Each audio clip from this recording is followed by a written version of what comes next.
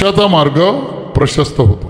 मनुष्य जन्म घेतलेला आहे आपण, आणि या जन्माला आल्यानंतर फक्त आणि फक्त इथेच मोक्ष मिळणार आहे, अन्य कुठेच नाही. स्वरूपश्रुतीने आपल्या प्रवचनातून सांगितलं की ज्याला मोक्ष मिळवायचा आहे त्यांनी गुरूंच्या हातातलं खेळणं बनलं पाहिजे. जैसे ठेविले अनंते, म्हणजे जशा प्रकारे गुरु ठेवतील तशा प्रकारे मी राहीन, अशा प्रकारचा जर संकल्प आपण केला तर मला वाटतं प्रपंचातल्या सुखदुःखामध्ये आपल्यावर काहीच परिणाम होणार नाही. तसं संसारामध्ये दुःख आलं तर रडत बसायचं नाही. मी नेहमी सांगतो, आनंद पचवायला शिका आणि दुःख झेलायला शिका.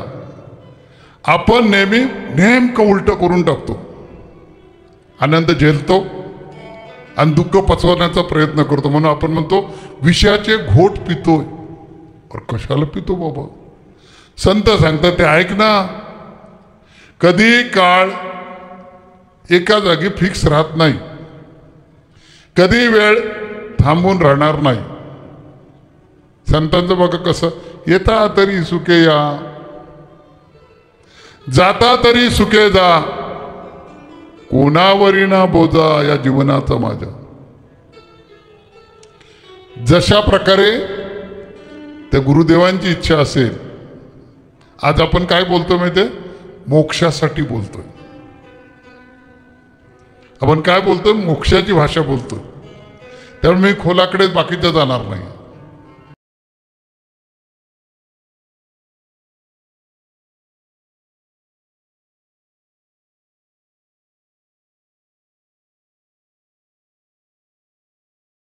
आणि त्या सुखदुःखामध्ये जर तुमचा गुरूंवर भरोसा असला तर ते प्रत्येक ठिकाणी येणार.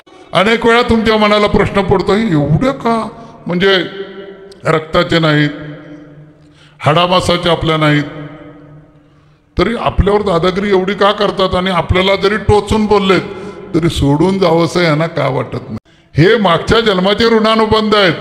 त्यामुळे प्रार्थनाप्रमाणे आपण एकमेकांना भेटत होतो. आताही भेटलोय, यापुढेही काही जणांना मी परत भेटेन. पण काही जणांना जर वाटत असेल परत परत भेटायचं नाही, तत्वमसी तुम्ही जे आहात तेच मी आहे हे समजून घ्यायचं असेल तर खऱ्या अर्थानं माझा येण्याचा अर्थ आहे. ती मला खऱ्या अर्थानं गुरुदक्षिणा आहे.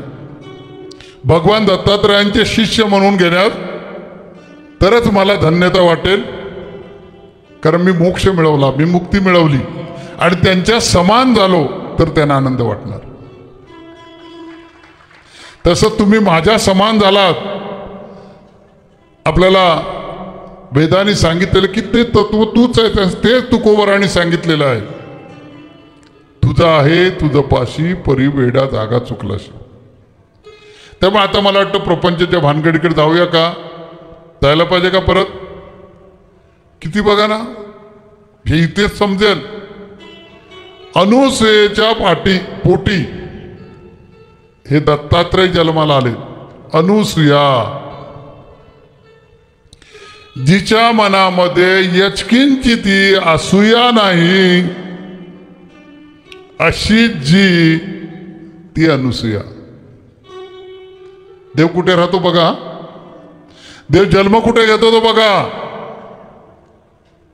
आईचं नाव काय? अनुसूया.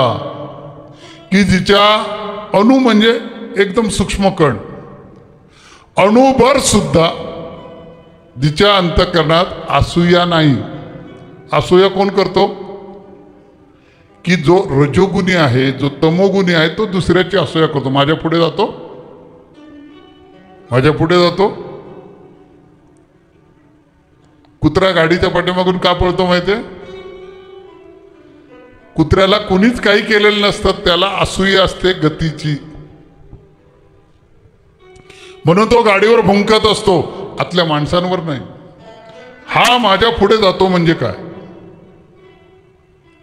तसं आपल्यामध्ये जो रजोगुण आहे ना, हा रजोगुण आपल्यामध्ये असूया वाढवतो. तो मोठा झालाय, तुझं काय बिघडतंय? म्हणून मी नेहमी सांगतो की दुसऱ्याची रेषा कमी करण्यापेक्षा, दुसऱ्याची रेषा पुसण्यापेक्षा तुमची रेषा वाढवा, तुमची रेषा वाढवा, मग तुम्ही सात्विकतेकडे जा. अत्यंत पवित्र मातेच्या उदरी अत्रेय अशा ऋषीच्या पोटी तिन्ही देव दत्त झाले. म्हणजे काय? प्रकट झाले. दत्त होणे म्हणजे काय? प्रकट होणे. म्हणून ते दत्त अत्रय, म्हणून ते दत्तात्रय. किती नाव सुंदर आहे बघा. त्या नावात पण सामर्थ्य आहे. म्हणून ते दत्तात्रय. आणि आलेत कधी? पौर्णिमेला. मार्गशीर्ष महिना म्हणजे पवित्र महिना. या मार्गशीर्ष महिन्यामध्येच लक्ष्मी पुजता ना तुम्ही. मार्गशीर्ष महिन्यामध्ये गुरुवारी करता ना पूजन. त्या मार्गशीर्ष पौर्णिमेच्या दिवशी तिन्ही सांजेच्या वेळी, म्हणजे दिवसही नाही आणि रात्रही नाही, अशा वेळी भगवान आम्हा सगळ्यांचे जे देव आहेत, म्हणून ते भगवान आहे. कारण त्यांनी चराचरामध्ये मीच आहे अशा प्रकारचं अंजन त्यांनी आमच्या डोळ्यामध्ये घातलं आणि आम्हाला सांगितलं की माझ्या डोळ्यातून बघ तू कोण आहेस ते. आणि अशा प्रकारचा मोक्ष प्राप्त करून देणारे देव म्हणून दत्तात्रयांना भगवान असं म्हटलं जातं. अशा भगवान दत्तात्रयांचा जन्म मार्गशीर्ष पौर्णिमा, त्याचं औचित्य गुरूंचे गुरु, परात्पर गुरु अशा भगवान दत्तात्रयांच्या जन्मदिनी आपण विषय कोणता समजून घेणार आहोत? मोक्ष कसा मिळेल. गुरूंकडे आल्यानंतर निर्भय व्हायचं असतं. सद्गुरू सारिका असता पाठीराखा, इतरांचा लेखा कोण कर. घाबरायची गरज नाही. कळी काळाला लाज वाटत असेल तर तो थांबेल, पण आपण थांबायचं नाही. तेव्हा अशा अत्री अनुसयेच्या पोटी पौर्णिमेच्या दिवशी भगवान तिन्ही देवानी एक होऊन काय झालं? पदार्पण केलं आणि नित्य अवताराला सुरुवात झाली. भगवान दत्तात्रयांपासून संत परंपरेला, ऋषीमुनी परंपरेला, गुरु परंपरेला सुरुवात झाली. आणि देवानी ठरवून टाकलं की यापुढे आम्ही चमत्कार करण्यासाठी येणार नाही, गुरु म्हणून येणार. म्हणून विठ्ठल सुद्धा आले, कर कटेवर ठेवले आणि सगळ्या लीला भक्तांकडून करून घेतल्या. तर तिथून हा नित्य अवतार सुरू झाले. ठाईची लावली अखंड समाधी, संपली उपाधी अविद्येची. गुरु हे देतात. गुरु काय करतात? आपल्याला आपल्यासारखं बनवतात. नामदेव महाराजांनी सांगितलंय, आपणासारखे करती तात्काळ नाही काळ वेळ तया लागे. आणि म्हणून हे भगवान दत्तात्रय त्रिशूळ, डमरू, चक्र, कमंडलू, शंख आणि जपमाळ घेऊन आलेले आहेत. बघा पाठीमागे तसेच आहेत की नाही.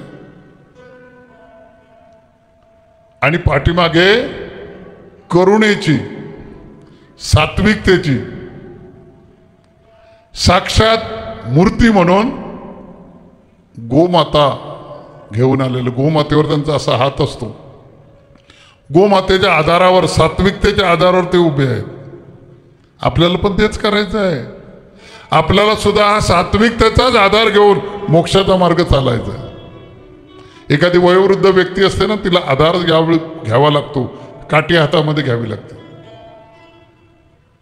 गायीसारखं या गायीमध्ये 33 कोटी देव वास करतात. ही सात्विकतेची गाय आहे. आणि मी नेहमी सांगतो, जिथे सात्विकता आहे तिथे दया आहे, तिथे क्षमा आहे, तिथे शांती आहे, तिथे वैराग्य आहे, तिथे परोपकार आहे, तिथे दान आहे, तिथे धर्म आहे, तिथे ऐश्वर्य आहे. 33 कोटी देव त्या सात्विकता रूपी गायीच्या पूर्ण शरीरामध्ये सहवास करतात. ती सात्विकता आपल्यामध्ये आपण धारण करायची आहे आणि दत्त महाराजांचे पुत्र म्हणून आपल्याला काय करायचंय? मोक्षाचा मार्ग चालायचा आहे. तो मोक्षाचा मार्ग सांगण्यासाठी त्यांनी दत्त जन्म घेतलेला आहे.